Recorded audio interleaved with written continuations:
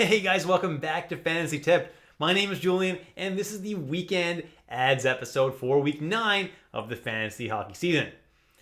Now, hopefully you're absolutely crushing it this week, and you don't need to even watch this video to help win this week. You're just watching it to support me. If so, I absolutely appreciate you. Otherwise, guys, I'm going to help you make some ads that'll help you take home this week, help you lock it down. And if you're in a categories league, you can skip to the end of this video where I suggest players to add for each specific category: shots, block, hits, and face-off wins. Before we get started, guys, please leave a like and hit that subscribe button if you haven't already, and hit that notification bell if you want notifications every time a new video goes live. Could help you a lot, help win some fantasy weeks. Let's jump into it now. Let's start with the schedule for this weekend. So as you can see here, guys, there are 10 games on Friday, 8 on Saturday, and 6 on Sunday. So while Friday is the busiest and Sunday is the least busy night, none of them are overly crazy busy. So check your lineup. There's a good chance you may have room on all of the nights. So as usual, first we're going to take a look at players that play on Friday and Saturday if you want to stream a player for those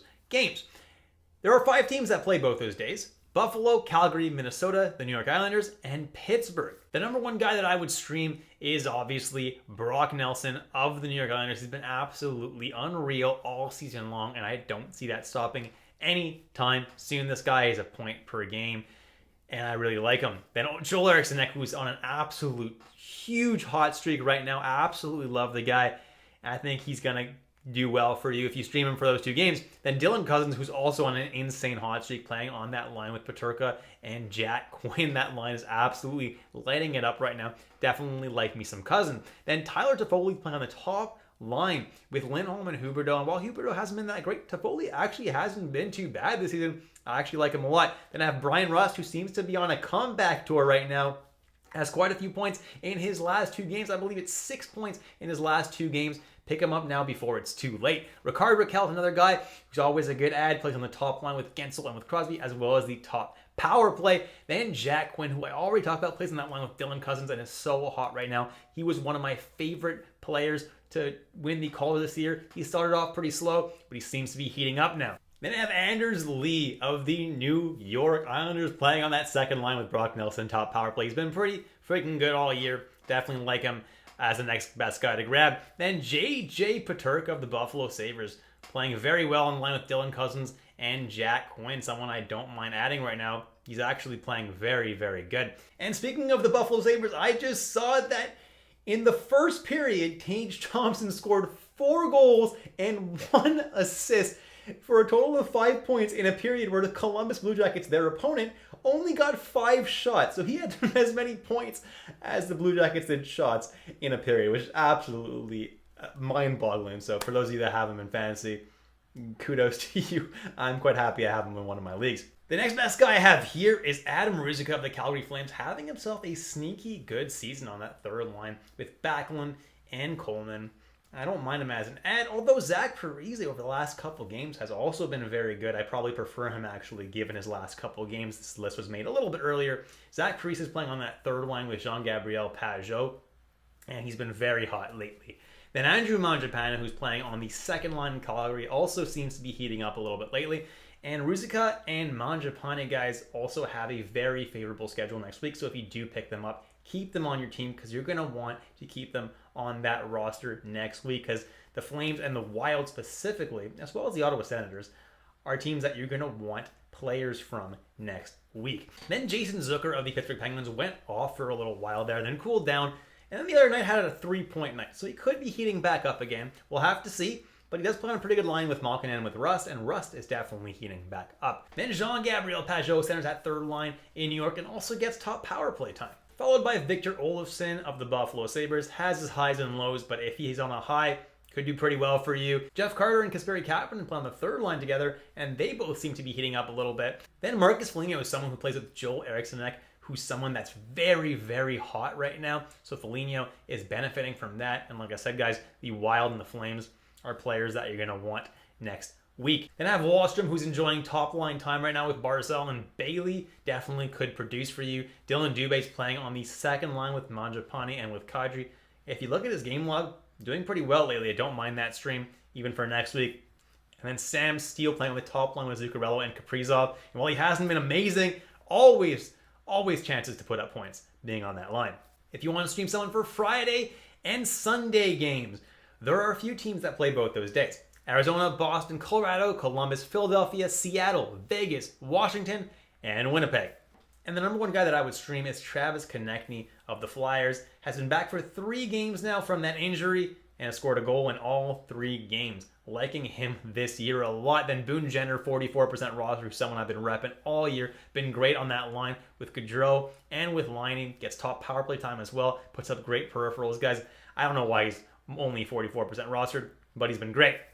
Blake Wheeler, 60% rostered, has been super hot on that line. Perfetti and Scheifele, like that a lot. Jake DeBrusk playing with Marchand and Bergeron, been really good this year. Matty Beniers obviously super hot right now, playing on that line with McCann and with Eberle. Then I got Arturi Lehkonen. If he's healthy, he'll get top line and top power play time. I have Andre Burakovsky, who's been pretty consistent all year. Pretty much the only player in Seattle that's been pretty consistent the entire season, like Burakovsky as well. Then I got Kevin Hayes, who's been super consistently good all year. I can't believe this guy's only about 30% rostered right now. It's insane.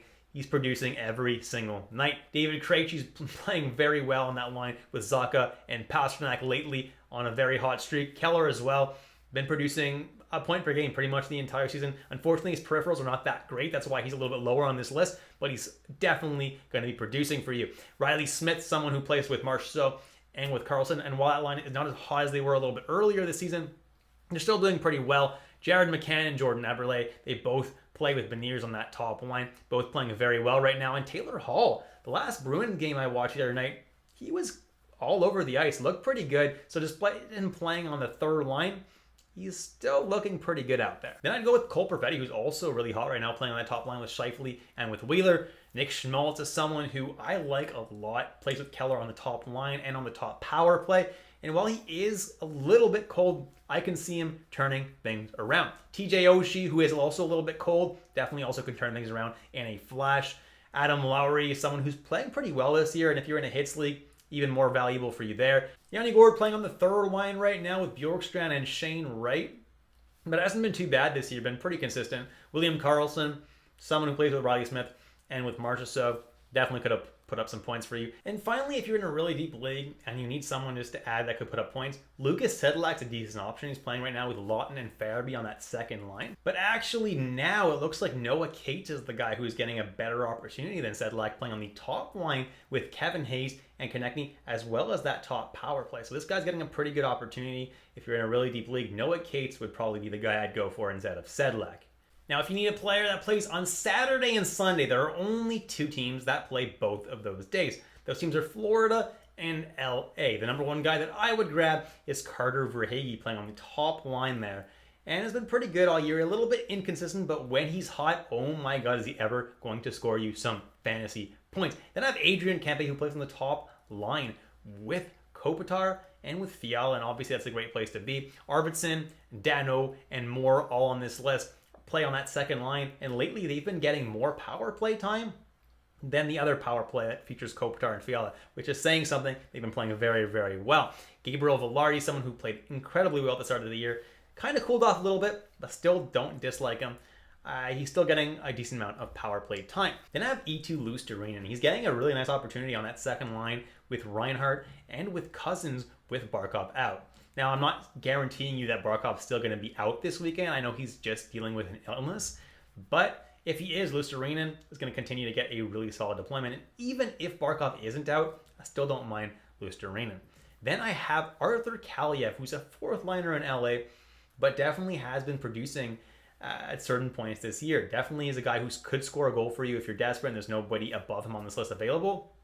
Don't hate Kaliev. Then I have Nick Cousins, who's playing right now on that second line with Luostarinen and Reinhart. And in a pinch, if you're in a super deep league, he might be someone I throw a dart at. Now, if you want to stream a defenseman for this weekend, there are not that great of options. I don't really recommend streaming defensemen just to get you points.